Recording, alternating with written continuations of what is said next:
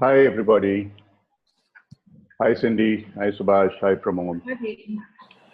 Uh, uh, yeah, I'm following the international webinar pattern where you wait till the hour is right, it's 6:30, because there are some issues if you start early and you start late. What we have done is to start the recording. We would like you to bear it in mind, though you're all muted. And I'm sorry once again that all of you are muted. That's only to ensure that there is no disturbance during this 1 hour session. The session itself is formatted this way. I briefly heard when I joined in Pramod explaining, we're going to have roughly about half hour where I would be interviewing Cindy. We could have had many formats. She could have presented. We have tried this. We have tried interviewing with some people that I'm recording for future sessions. And we found that this is far more personal and far more a learning experience for people. And knowing Cindy, it would be a tremendous learning experience for all of you who are there as coaches. For those of you who wish to have the recordings of this session or friends of yours who would like to have the recording, just access the Cocharia website, Google Cocharia or http://cocharia.com and just register your email ID. We will send you the recordings. They will all be available put together in about a week's time at the end of the International Coaching Week, 15 to 21st. And those of you who are looking for credentials for your ICF renewal, please also make a separate submission. And for that, as per ICO regulations, we require that you reproduce passwords. I'll be giving you a password at the beginning, and I'll be giving you a password at the end. It may look like a bit of a game, unfortunate, but that is how it is done. So if you could put those two passwords together, and I'll do that just before I introduce Cindy. So we've started this not so much as Cocharia as a business, and therefore there isn't going to be any plugging for Cocharia. It's purely as a service to the coaching profession and for coaches, not only just for the Cocharia community, but a much larger community. And we are starting with the 7 days of the International Coaching Week, starting today with Cindy, ending with Leda, who was the last chair of the ICF board. And in between, Damien, who was also a previous chair, and other people who are all MCC coaches. And after that, every month on every third Wednesday, we would have sessions which are going to continue as long as we are able to, including next year for this International Coaching Week. So with that, I would sort of stop at this point in time. I think I'm going to mute you, Pramod and Subhash, because there is some noise coming from your end, or you can mute yourself if you don't mind, so that there is no noise. At this point in time, it's only Cindy and I who need to be unmuted. So let me start with the password for today. The password is RAM. The first half, the second half, I'll announce at the end of the session. So if you can put together, and the password will change every day, unfortunately, again. So you will have to be attending the sessions or at least listening to the recordings to be able to reproduce a password if you require the credentials. And I said for recordings, you can always access the website. Okay, now to the issue at hand. I planned 5 minutes. I've taken only 4 minutes. Getting pretty good for myself. Cindy, hi, how are you? All set? Rama, just do a check-in. There's a coach, Stephen, who's saying that he's got no sound. Just with your other coaches that are on video, can you hear us? Yes, if you can. Okay. Okay. Okay. On that note, Cindy, I just want to, Subhash, Pramod, if you could just keep an eye out for any stuff on the chat box. If you could just make sure that if there are any logistic questions, if you can answer them. And later, the format would be, as I said, roughly half hour would be the interview. So now it's about 6:34, say about 7:05. And then we'll have about 10 odd minutes of the three of us, Pramod, myself, and Subhash, with Cindy having a conversation, and then about 15 minutes at least for you to ask questions. If there are more questions, we will cut our panel discussion short. your interest is more the priority. So let me welcome Cindy without further ado. More than anything else, at a personal level, Cindy has been my mentor on my MCC journey. I had a few other mentors as well, MCCs, but Cindy was probably the most important and was the one who was responsible for me to finally, in a sense, reach a point of destination in my journey, which is continuing. And Cindy has also been responsible for training almost about 100 over people to their PCC credentials last year in the ACTP. So she has got a tremendous facility as well as a reputation for being a powerful mentor. And she's the president of the ICF chapter in South Africa. She has held other positions with ICF before. She has also been a trainer with David Rock's Institute, the neurological coaching, for several years. So she is well versed in that and several other aspects of coaching, not just the ICF competencies. And Cindy has also played a major role in diversity issues in South Africa. She's pretty active in those. And we are looking at various other possibilities where we could work towards, in a sense, not-for-profit operations in the diversity space, whatever we can contribute to what Cindy does. So with no further introduction, I'll let Cindy speak about, if anything more she wants to convey about what she wants to speak, and also about the topic that she chooses to address today. And as we go along, if there are any questions that come up for me in a very, very, hopefully, masterful coaching way, I would probably post them to Cindy. Otherwise, she can be my mentor and tell me that I do not fulfill that title. Hi, Cindy. Hi, Ram. Hello, coaches. I see a lot of faces that I do know, lots of names here that I know. So lovely being in all your space again. And to all the new coaches who I don't know, I'm looking forward to getting to know you. So the topic for today is coaching presence. It's a topic that is big and broad, and we can spend a lot of time talking on it. However, we have half an hour of real talk on the topic and half an hour of a discussion. So we make the most out of 30 minutes and keep the topic very focused on coaching presence from a core competency point of view. Okay? So what is this coaching presence? One of my favorite topics, coaching presence. Because on a lighter note, the word presence has quite a few implications. Like when you're taking an attendance role at school, and the teacher calls out the student's name and the student goes present. And when you get an invitation from a really important source and they would go, so-and-so would like your presence at that event. So one thing we can gather is that coaching presence, the word presence, involves some sort of engagement, right? You got to really be engaged in something. But not to the point where engagement, that's an interesting word, engaged. How engaged? So this whole topic of coaching presence within a coaching environment talks about how engaged. Are you just there? Or are you just there with more? Meaning all your senses fully focused, aware, in an aware state, and spontaneous, and creating or being in a partnership or a relationship with your client within this consciousness space. So the ICF core competency definition of coaching presence uses words like spontaneous,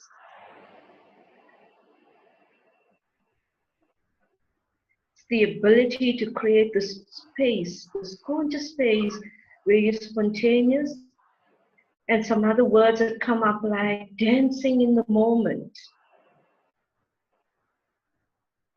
And being fully aware of your client on all levels, meaning cognitive, what they're thinking, what are they saying, picking up on emotions that sometimes is not even visible, but you get a sense of it. And picking up on the beingness of the person with asking questions like, what impact is this having on you as a person? So you're picking up on different levels or the totality of your client. Now that is not all there is about presence, because right now we're only talking about the client. But the word presence also refers to us as coaches. How present are we in this conversation? What are we thinking about? The phone call that we need to urgently make, or all the other to-do things we need to do for tomorrow or this afternoon while we are coaching. So it comes back to us as coaches. How present are we as coaches? And what's going on in our background? What's going on in the way we are thinking? Or what's going on in our thinking in the way we're relating to our client? So I'm going to summarize 3 important points here for you. Coaching presence draws attention to our client. How fully conscious are we there for the client? What's going on for us as coaches? And what's the dynamic happening between the relationship of coach and client?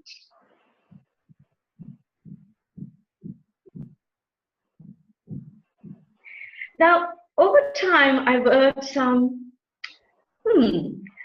strange, but sometimes true explanations of coaching presence. Like, some coaches would think presence is all about just remaining invisible in some meditative state and letting the client flow wherever they want to go in the session.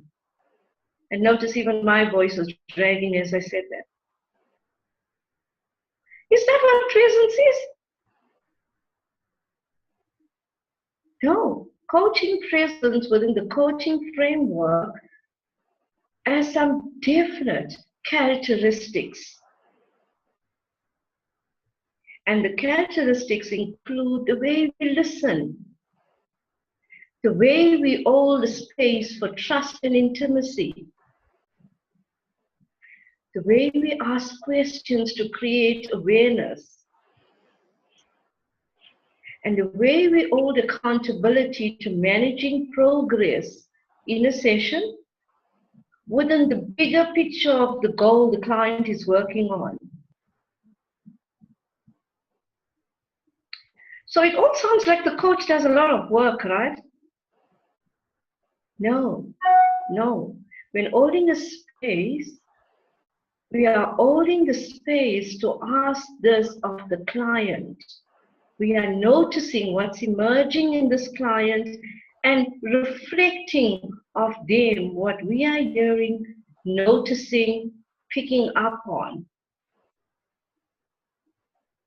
So the coach is bringing all the intuitiveness or the senses or the awareness into the session and really in reflective space with what's going on for their client in that moment.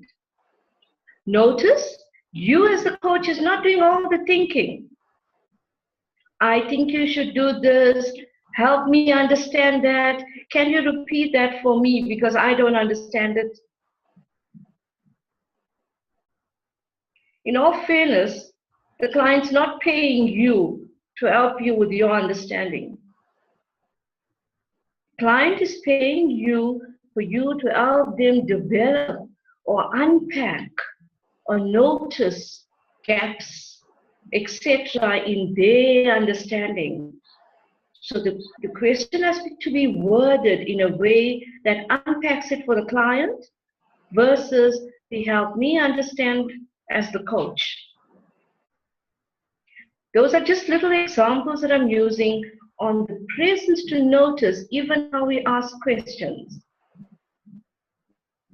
So let's go back to this point of fully conscious in a session. Is it possible to be fully conscious all the time? To have full presence all the time? That's very difficult, right? Because from time to time, we're only human, and we'll be there fully present with our client, meaning noticing everything about them. And then we may shift into noticing what's going on in our self-talk. And we'll start thinking, oh, the client said that. Let me ask about that. And oh, I forgot, I need to ask about that. So we got some self-talk. And this is a famous one. Coaches always ask themselves, what is the next best question I can ask this client? And in thinking about that best question, a million other little questions pop into your head. And then you try to sort out, well, which question from all these 10 that came in?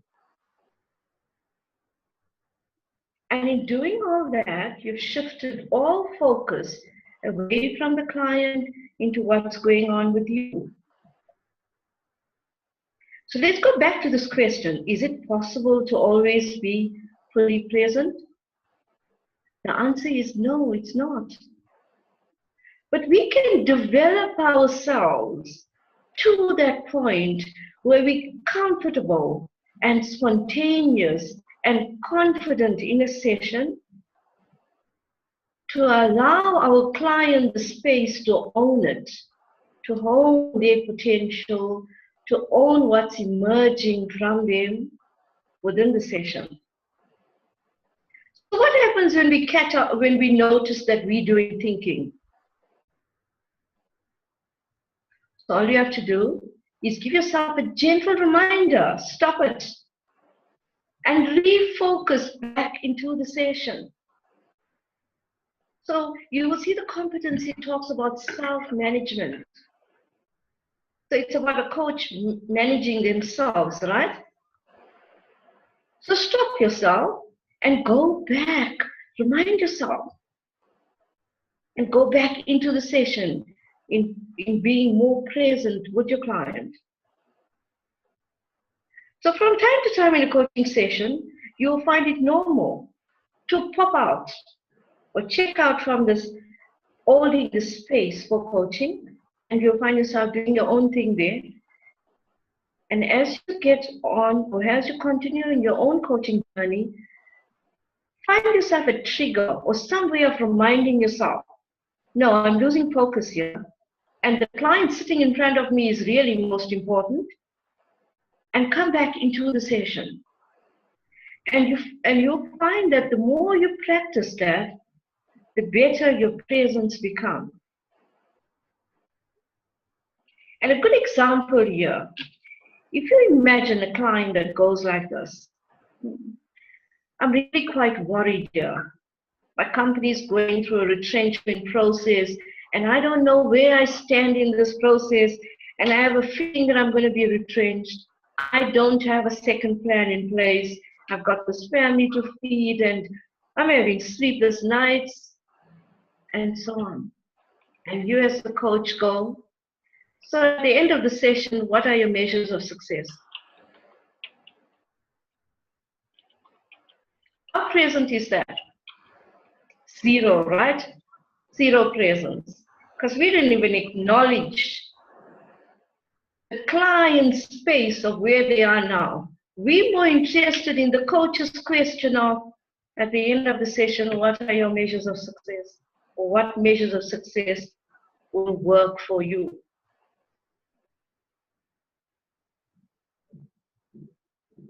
And this happens quite often, where we know, our gut knows this client is really saying something here that's important and full of emotions. You can hear the energy or the emotions coming out of the client. And we leave that alone and we quickly move towards a coach-related question.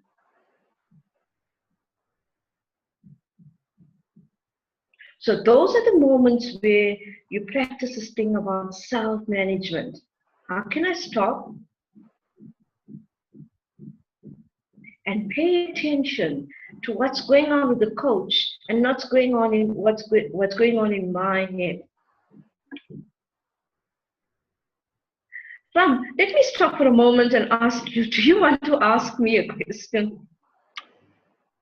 Yeah, Cindy, one of the things that comes up for me, first of all, I think this audience, the majority of the people out here are executives and professionals of the tribe of which I'm a terrible example myself for several years. When I was training with you and through this process, one of the most difficult things for me was to separate what we used to call the executive presence and what we still call the executive presence from coaching presence. The executive presence was making myself felt, making other people be impressed, be it out of fear, be it out of respect, be it whatever. And that is what we have been trained, and this is what is always at the back of our minds, and which is one of the reasons why practically every executive who trains to be a coach has this huge problem of not looking for solutions or not running for solutions. Whereas the coaching presence is just the opposite of that, to be able to relegate ourselves to the background. So to make the shift, what are the things that you would advise for people like us? Fortunately, I managed to clear my MCC, but not having said that, the journey is far from over. So what is it that you would suggest that people follow to be able to do that? Yeah, Ram, you and I have had lots and lots of conversation on the topic. So coaches, that is a very common thing, right? They need to give advice or to tell people what to do. It's known to us, it's what we're comfortable with. And it's the way sometimes our job dictates what we should do, giving advice and telling people. And yet there comes this coaching process that talks more about unpacking potential in a client and allowing the client to develop. And it's quite difficult to move from a place of, I'll tell you what to do, and now I'm going to have to ask you questions so you get to know what you need to do better for yourself. And the difference between both is, one, I'll tell you what to do, is informational. And the process of you going through coaching to understand what's better for you as the client, and going through a soft, slow journey of learning, developing, and finding out the new for yourself is transformational. One is an informational part, the other one is transformational. Now ask yourself, which one is more sustainable? Information or transformation to see the new you emerge? And executives find it very difficult to move from one place to another. Yet we know that the second space, the transformational space, is the most meaningful one. So again, if you're training to be a coach within the executive environment, or indeed, if you are an executive or coaching an executive, you will find that the space, you're going to work differently with this executive. So you can't go in there and do your all coaching competencies immediately. You may lose holding a safe space for the executive. But within the framework of coaching, it also talks about our CC4, coaching presence, talks about us taking some risk, right? Take some risk. Check with that executive client that you have, or if you are the executive coach, what is the smallest thing that you could do differently here? Knowing full well that coaching is not about giving advice, and it's not mentoring, and it's not consulting. You can have a mentoring moment or two in coaching, or a consulting moment or two in coaching, where you can give perhaps one piece of advice, and that's okay. But the core competencies, really, the broad core competencies and the ethics speak about, it's not fully giving advice. So one of the things you can do is start in this gentle way of coaching to coach in a transformational way. Means noticing what new possibilities emerging for this client, what changes the client wants to make, and coaching around that direction of transformational. And also just to briefly say this, because we have little time, bombarding such a client with tools and processes takes away from the client's journey. Around mastery, you will learn this process that the client is the best resource. And it's best to come up with their own tools depending on the client's learning style. Meaning there's all this hidden answers, talent, and potential inside a client that we as coaches can bring out. So the client is the best resource. So tip number one, work on a more transformational journey. And tip number two, if you're the coach here, catch yourself when you start losing presence on telling people what to do versus helping them to do it better.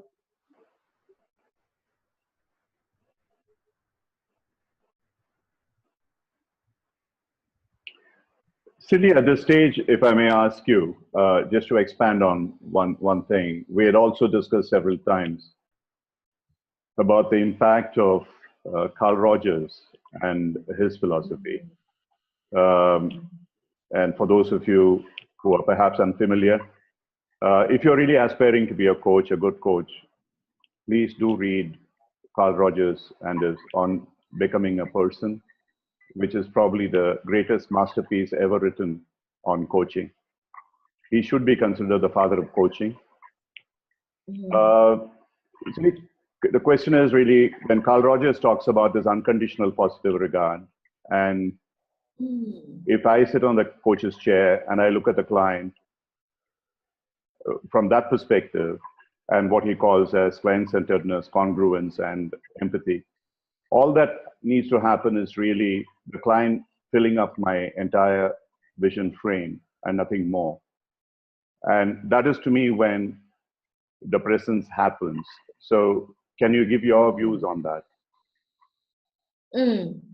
Okay, in a very short way I will. But coaches, what we will do is, if we can, Ram, we'll send them a link to the Carl Rogers piece of coaching. And everybody can listen to that. Really, it's quite, it's a beautiful video. And the style of coaching the work he does with the client, Gloria, the type of questions he asks, or the way of being with coach and client is really beautiful to watch and listen to. But on this way of being, we all know that mastery in coaching, or the more advanced you get in coaching, you coach the who. You coach the person on how they manage with their problem, right? Or how they manage with this issue. So you're coaching the person on their issue or their goal. So you don't start coaching this goal, you coach the person. And in the space of being, meaning the space of what's going on in the thinking, what's going on in the feeling, what's going on with this person on how they are managing all this issue, and how would they like to change it eventually.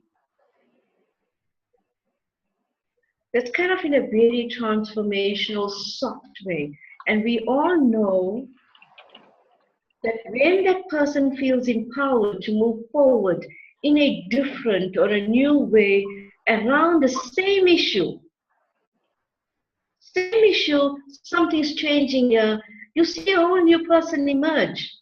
We've all seen clients walk out of the session really feeling quite excited about life. Isn't that so? We've all had experiences like that, where our client walks out and suddenly they're feeling on top of the world. And that's the kind of energy you want to keep tapping into change. So you don't want to lose that energy. You want to keep tapping into it until this new way of doing working for the client emerges. And I was also going to show you a video today, a small clip on coaching present. I'll send you the link and Ram can find a way to put it on the website. This Carl Rogers and this his old philosophy on way of being. If you can get that book, I advise you to read it or even watch those videos. I know it's psychology, but just listen to him coach. There's not much therapy in that, it's more coaching. Just listen to him, the way he works with the client, more coaching than therapy is there. And it's really the questions he asks or his way that he is with the client. It's very beautiful to experience. Ram? Yeah. What I'll do is, yeah, Vishy has already sent his mail ID, but I'll also try and see while I'm on the call to try and locate the soft copy link. Or Vishy, if you can get the soft copy link and if you can put it up on this rather than people having to contact you. Oh, yes. And the other is any of Surash, I think you know the site. If you can access the YouTube videos of these three great masters, Carl Rogers, Albert Ellis, and Fritz Perls. It's a beautiful series of videos, three of them coaching the same person, Gloria. And you can really understand what coaching is. And these were, Albert Ellis was the founder of cognitive behavioral therapy, potentially for the future, positive psychology. Fritz Perls was a father of Gestalt, in a sense of NLP, and Carl Rogers, of course, of counseling and coaching. I mean, this video is a treasure trove, these three videos. Just go through them and you will find a tremendous awakening of that awareness. Cindy, would you, there are two people who have raised their hands here, metaphorically on this thing, Narayan and Stephen. So shall I unmute them so that they can ask you questions? Would you be prepared to answer at this stage, even though we said later? Yeah, okay. I'm first unmuting Narayan and Muthuswamy, okay? Yeah, Narayan, would you like to ask? Thank you very much, Ram. Hope I'm audible. Hello, yeah, Cindy. You are. Yeah, so I have this, actually came into the session with this question, but what you just helped us understand definitely made it a compelling one. So I think when you talked about presence, you also talked about self-management. So one of the concepts that I've been introduced as part of the journey that I have embarked on is stillness. So how much is the physical aspect of your movement and your own habits or idiosyncrasies or anything else that is part of your personality? How much does it matter? How much does it affect presence? And how do we work towards it? Because this is something that you've been carrying on over a period of time. And how can we work on this as part of self-management?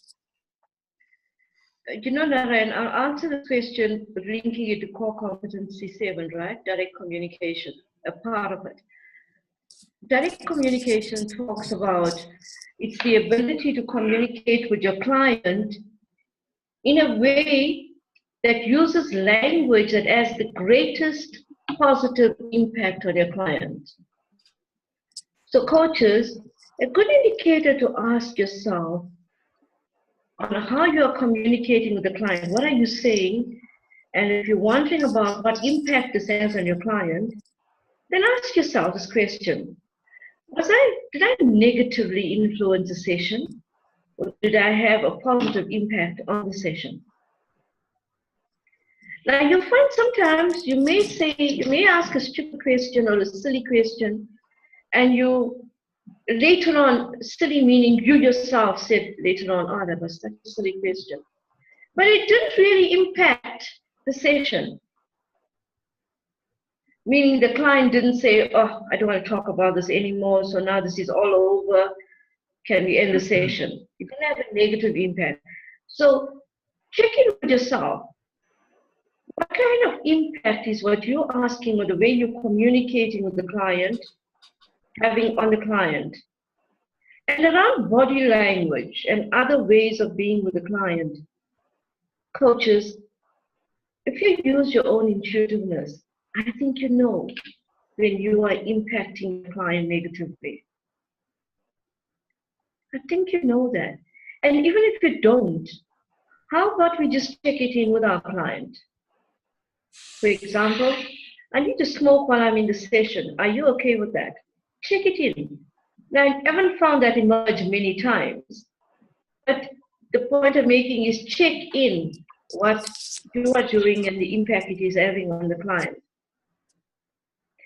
So when in doubt about what am I saying and what impact it's having on the client, I go to Core Competency 7 and read it again. And then ask myself a question. Did I negatively impact this client? Did I hope I answered your question adequately? Narayan, there was a part of your question which referred to physical presence. Yeah. And so over and above what Cindy said, let's put it this way.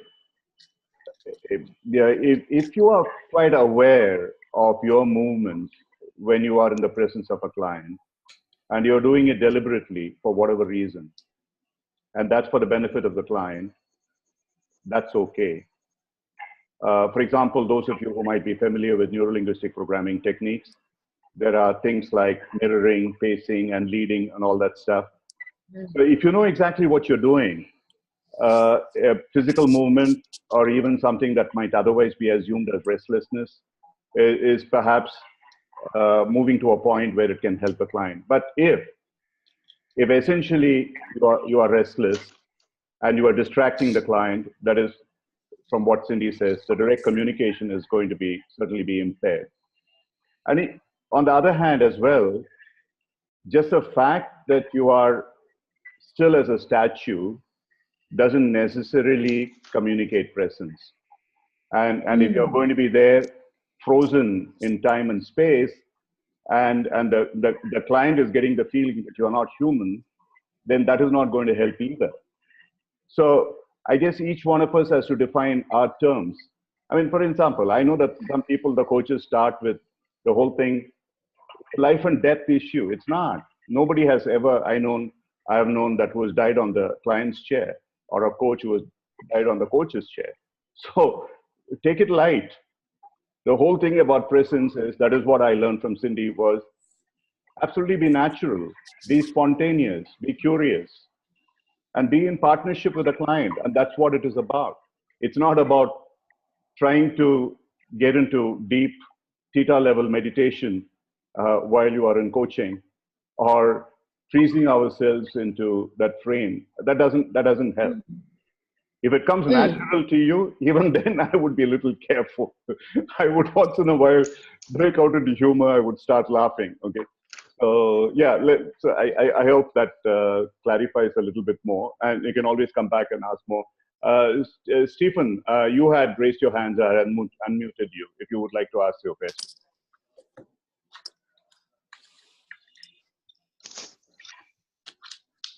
Stephen? Yes, sorry, I didn't have a question. I mistakenly put my hand up. But okay, thank you. That's perfectly all right.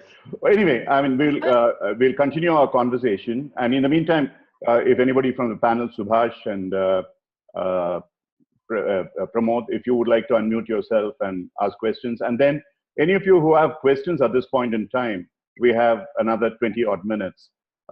Please just put them in the chat box. We will unmute you as we are going along. Subhash? Coaches, while Yeah, sorry. Ram was talking about that, I realized also to bring this point to your attention. Ram and I had a lot of discussion around wearing too many hats when you coach.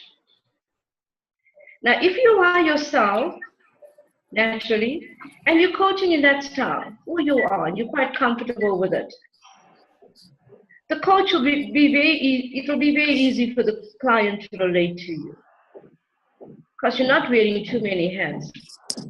But going to the room, suddenly being who you're not, and your client will pick that up, and they wouldn't know which one to react to. You as the person that showed up in the beginning, or suddenly you went into some kind of consultant mode and did all X, Y, and Z. So be careful of wearing too many hats when you coach. The best way to coach is to be natural and yourself. And if you read the core competency again, it talks about that. You employing a style that's flexible and in the moment.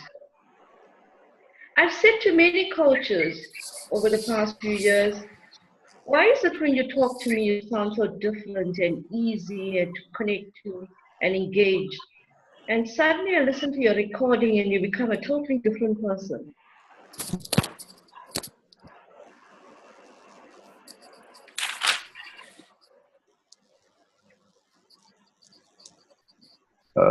Cindy, I have someone, I think Kishore.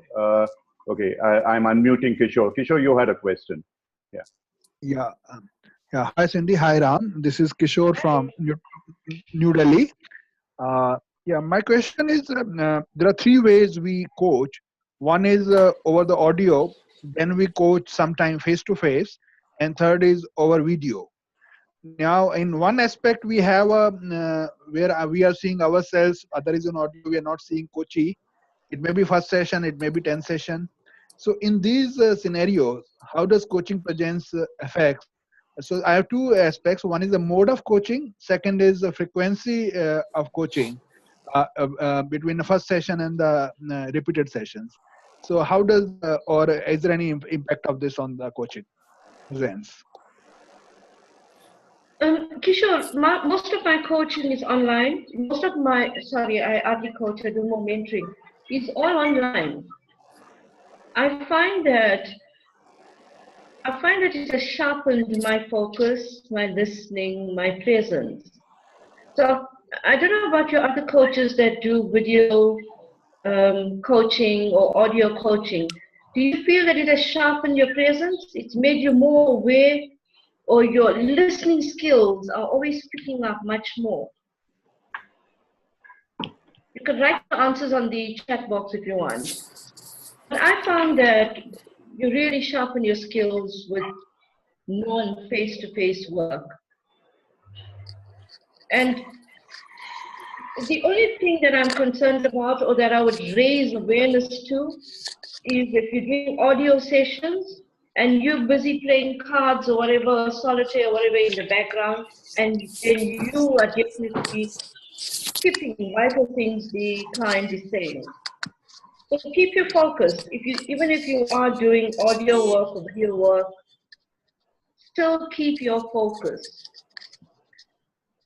And treat it as if it is a client that is sitting in front of you. So if your indicator for how present you are is a client sitting in front of you, then treat audio work the same way. Sure. Thank you. Thank you.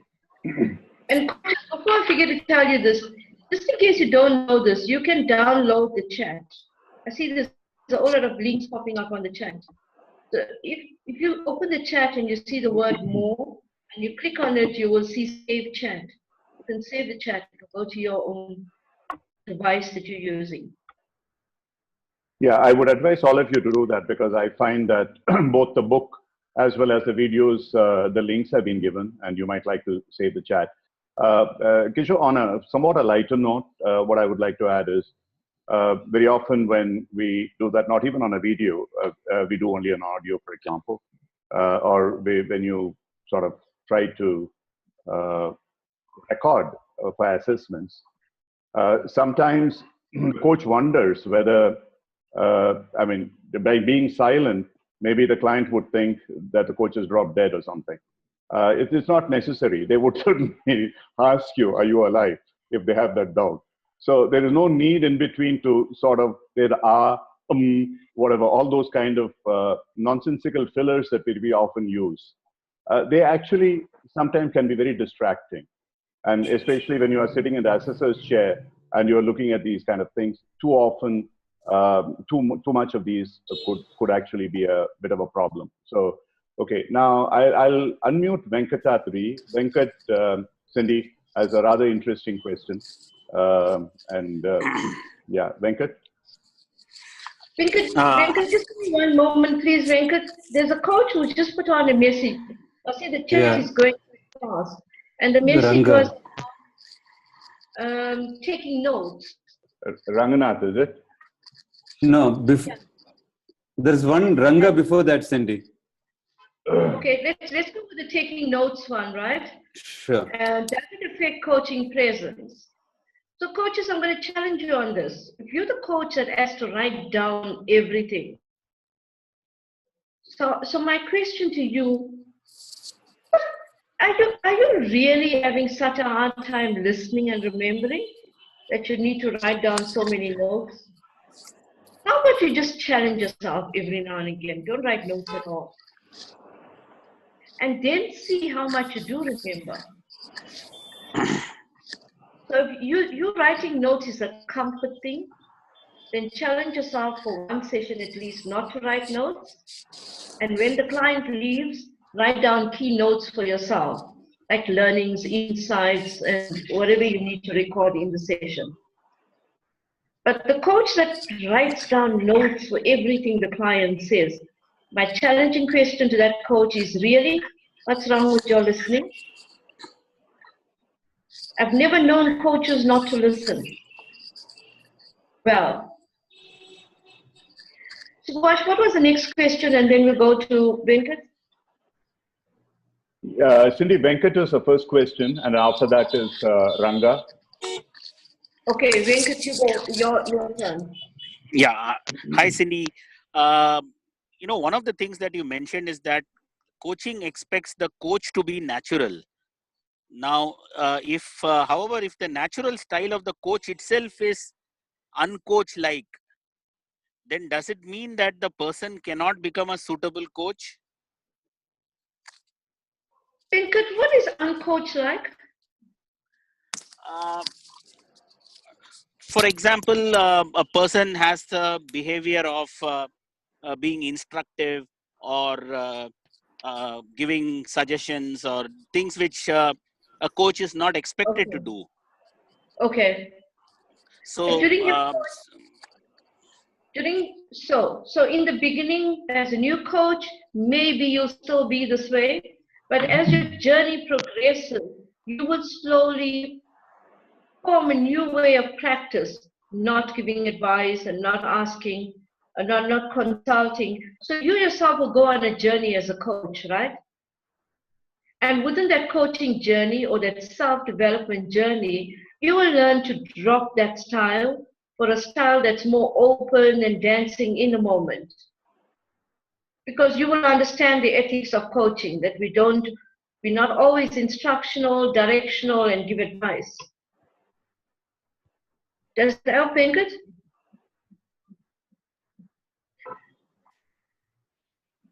I'm coach-like, okay. Okay, Ranga? Ranga, where are you? He's put it on the chat box. Oh, no, okay, no, I have unmuted Ranga, yeah. Yeah, hi, can you hear me now, Cindy? Yeah, can. Yes. Yeah. So the typical challenge an executive coach faces is to manage, it's not only with the coach and the client, the direct client whom you're coaching, but also the sponsor, which is the company who pays for it, or the HR or the MD or the CEO, who have their good intentions and they want a lot of progress, they want a lot of change, and there is a time element. So this tends to hang on the mind of the coach, and sometimes does disturb the presence. the anxiety for an outcome. So how do you manage both, the client's expectation with the sponsor's expectation, and still be within the competencies and be within the process and manage the presence? So it sounds like from a presence point of view, there's a lot of managing going on there, Ranga. That's right. Yeah.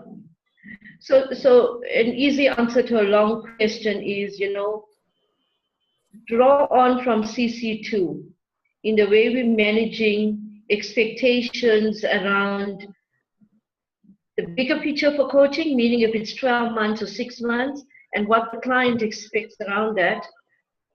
So if you draw onto CC2 and do the various elements of what this coaching initiative asks of us or requires of us, and break it down into perhaps session formats with the client, then you in a sense, you're helping achieve the overall coaching initiative, why that company themselves chose coaching.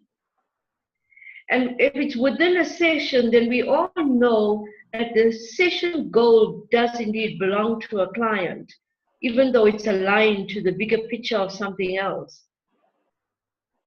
So in using CC2 and managing expectations around the big part, around each individual session, we can manage this process of how the sponsor owns it, the client owns it, and the coach's involvement in it.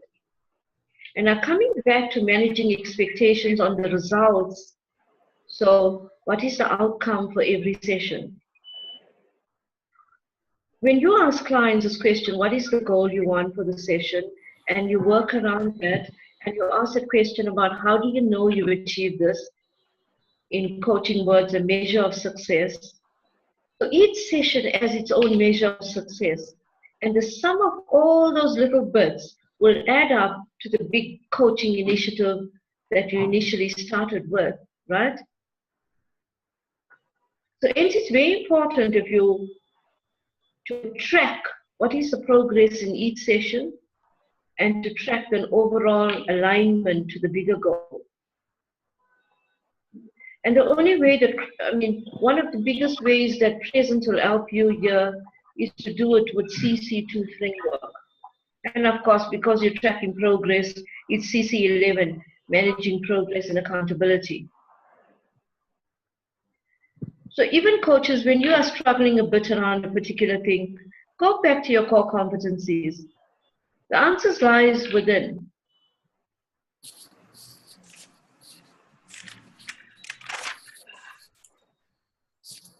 Okay. Where's our curator? Do you have any questions?